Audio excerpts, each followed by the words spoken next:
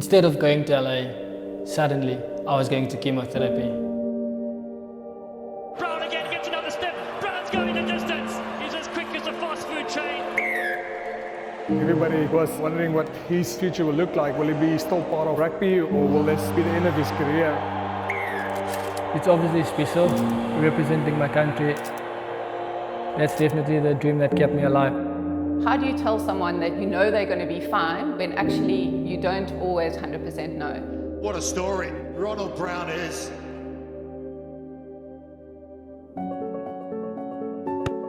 It was a really huge thing for me. It was a career changing. I was definitely excited coming down to Stellenbosch. I was about 3 months in the squad, 3 weeks away from making my debut in LA. The day before making the visas, Doc phoned me and she said that I'm not going anymore. I need to see it the next day. That's when I found out that, the diagnosis. He received a diagnosis of Hodgkin's lymphoma, which was obviously devastating to him. Devastating to him, devastating to us as a Sevens family. So then it was a question of kind of how to deal with that diagnosis and where to from there. In my family, we always had to rely on one another. Growing up with a strict dad and a mom that doesn't speak a lot, it's hard to keep on the straight and narrow. In Montague, there is a lot of stuff that goes wrong. I saw people doing wrong stuff with the dad that's so strict, providing me with the moral values of life, made me realize there's right and wrong. En hy is streng groot gemaak. Ek is by dit. Ek maak hulle almal streng groot. Ek raas 'n bietjie met hulle. Maar dis my hoe pa is. Ek moes sterk bly want my vrou het 'n strook gebeg, 11 jaar, 12 jaar gelede. En dit gaan moeilik. We as kids, luckily we were 3, so we could provide for the house and then put food on the table. My love for rugby started when I was 5 years old. My cousins used to play for the team in Montague and I used to be the ball boy, getting the tee onto the field for the guys who kicking the balls. And then I started playing rugby in grade 5 when I was 11 years old. Op Montague hoor, het Ronald se loopbaan, sy rugbyloopbaan net gegroei. Hy het goed gedoen, hy het goeie coaching gekry daarso. Die coach wat hom afgerig het goed na hom gekyk. Hy was 'n baie goeie speler op skool daar, want hulle het hom gekies onder 19, toe hy al reeds 15. So toe speel hy loskakel vir Montague. From there I played Boland. After Boland I got selected to represent UJ. After playing sevens for UJ, I got invited to join the academy down in Stellenbosch, and that's when I started joining the Springbok Sevens. We thought it was a cartilage injury. Turns out it was cancer. It started with the chest pain. It was mild. I had to take painkillers for it. It started getting worse that I should wake up at night and take painkillers. That's when I contacted Doc to tell her about the pain that I've been having in my chest. We examined, it came back that it might be the cartilage in my chest. We went on to treat the cartilage, but it wasn't that. So we went for scans after that, and then it came back that it was lymphoma behind my chest.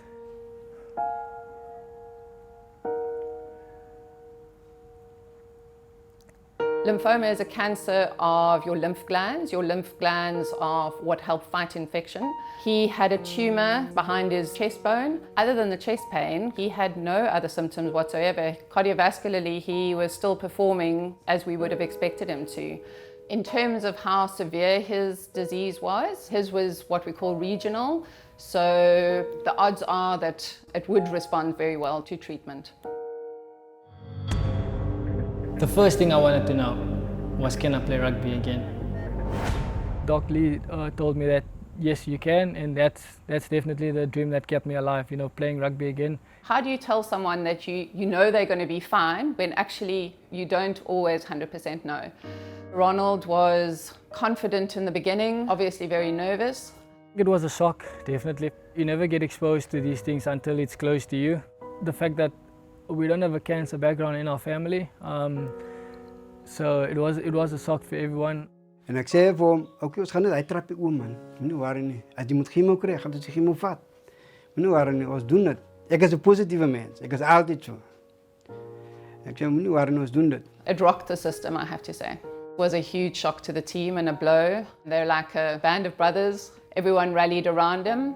Everybody was wondering what his future will look like. Will he be still part of rugby, or will this be the end of his career? And I think the amazing thing about the Sevens is the fact that we kept on supporting him from a personal level, saying that we'll still give him a contract when he gets back. Muscle mass when you're an athlete of his size is a really, really key challenge that he had to face. So I said to him, let's look at this as a rehab process. We know there's going to be a finite time. Look at it at 6 to 9 months. And I think that was a helpful way for him to see it. I had a conversation with my sister. She said, Ronald, that things are going to change. Your body is going to change. That kind of prepared me for what's coming.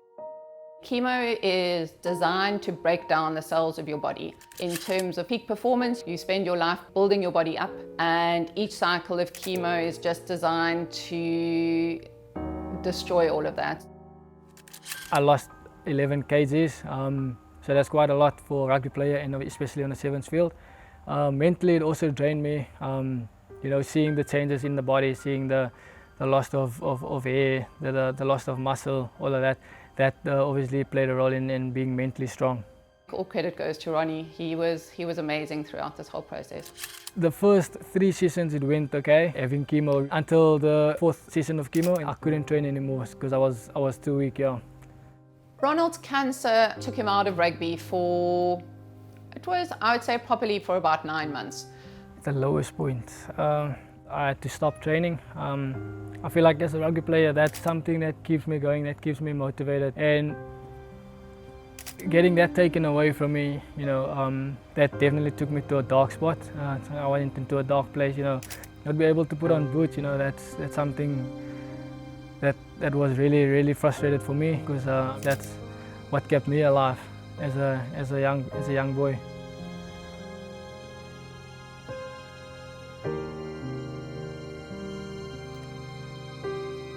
When I felt like I couldn't, it was my parents that convinced me to go on. I moved down to Montague again. After having chemo and being so weak, I would rather be with my parents than being alone. Dit is regtig is nie lekker nie om my seun so te sien. Seun is my enigste seun. En ek vat dat stap. Ek stap hier uit, ek gaan af. Ek stap na julle in. Ver hier weg van huis af en ek gaan heel my hart uit. Want niemand weet nie. En toen kom ik terug, toen voel ik nog een beetje beter. There was one day I was really feeling down, really sick. I couldn't get up, and my dad and mom had to come to my room and speak to me about how I must get up and just move around, even if it's just in the house. You have a close bond with your mother, and seeing me like that would obviously hurt her and hurt her feelings. So for me, that was definitely one of the moments where I was so scared and just that was a sign for me that my mother is with me through all of this. With someone not speaking to you and someone not expressing their feelings, it can sometimes be hard to think that they'll still be there. And my mother opening up to me that time was so special and so rewarding for me to hear, and that journey opened up my mother to me, and that motivating me to keep on going and keep on fighting was really special. The dream of playing rugby again kept me alive. You had to have a mental switch to tell yourself that you're going to have to work hard. My body just responded to my mind and it worked together. I wasn't up for selection because of the body, and I wasn't as fit enough to play on the level. So it was really special preparing for Cape Town and Dubai in terms of training with the guys like Cecil and Chris Dry and all of them. The fact that I get to learn the moves and I get to run with them, and they made me feel inclusive into the squad. And then COVID came. It worked out pretty well for me as personally, because I needed more time. I wasn't as fit to play. It gave me an extra 2 or 3 months to prepare and get fit. So I think COVID really played a big role in me being up for selection for the Olympics. I wouldn't have wanted to go through this with any other team. It is remarkable for a guy like Ronald to come back from chemo and be back even better than he was before he got cancer. The way he trained justified his spot in that Olympic team, and he never played a World Series actually before he was selected for that Olympic squad. So it's definitely remarkable.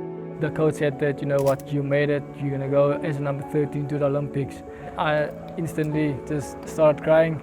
My mother, dad and my sister was waiting in the car to hear the news, and I told them I'm going, and they were so happy, they were so grateful for this opportunity that I got. Hy is vandag 'n blitsbok en hy's 'n Olympian en dit is vir my 'n riem onder die hart om dit te kan sê. Ek is baie trots op Ronald, want hy deurgedruk. I was definitely scared. I was nervous as well to what's going to happen, facing the other sides and knowing what they're capable of doing and how they can play. It made me realize how grateful one is to be there, be amongst all of the other athletes, all of the other sport men and women. The statue where the rings are, that's obviously, something you as a kid will never forget. I want kids to see me and know they can overcome anything. The day before I had to leave for Olympics, they had a drive-by for me. For me, that was special because now kids of Montague can see that you can dream and you can achieve your goal. Doesn't matter where you come from, and I could see kids see me as an inspiration, and that's what I want to be for the kids down in Montague. Hier's klomp kinders in die dorp by ons self wat saam met ons skool gegaan het. Nou vang hulle verkeerde dinge aan, hulle gaan na drugs toe. En is 'n hartseer om hulle so te sien. Ronald se storie is 'n getuienis vir die hele wêreld. Wees net positief en dankbaar vir jy kan elke oggend jou oë oopmaak, jy haal nog asem. When someone's going through a hard time, and they feel like giving up, definitely keep on working hard and keep on going through it. I want to be a mirror to them, allowing them to look at me as inspiration in achieving their goals.